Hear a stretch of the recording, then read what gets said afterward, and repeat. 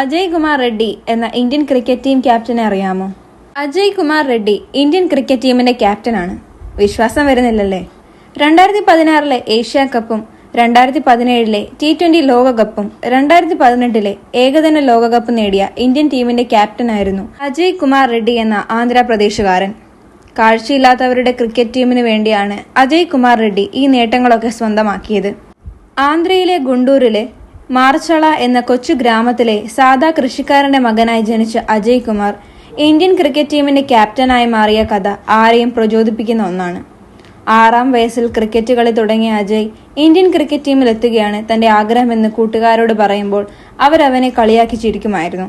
എന്നാൽ അജയ്യുടെ സ്വപ്നങ്ങളുടെ മേൽ അശ്വിനിപാദം പോലൊരു കണ്ണ് കൗമാരക്കാരനായ അജയ്യുടെ കാഴ്ചയെ ബലഹീനമാക്കി.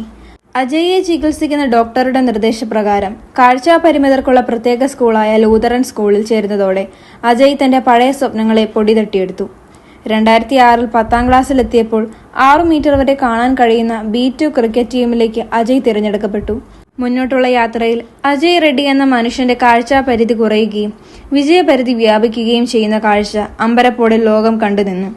2017 കാഴ്ചാപരിമിതർക്കുള്ള T20 ലോകകപ്പിൽ 9 വിക്കറ്റ് നേടി Ajay Reddy man of the മാച്ചും ടൂർണമെന്റുമായി.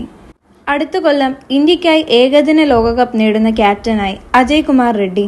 കാഴ്ച ക്രിക്കറ്റ് സ്വപ്നങ്ങളെ കെടുത്തിയേക്കും എന്ന ഇടത്തുനിന്ന് ജീവിതത്തോട് പൊരുതി സ്വപ്നങ്ങളുടെ ക്രീസിൽ വിജയിയായി വിശ്വത്തെ തന്റെ ഉൾക്കണ്ണുകൊണ്ട് കാണുകയാണ് അജയ് കുമാർ റെഡ്ഡി എന്ന യുവ ക്രിക്കറ്റർ.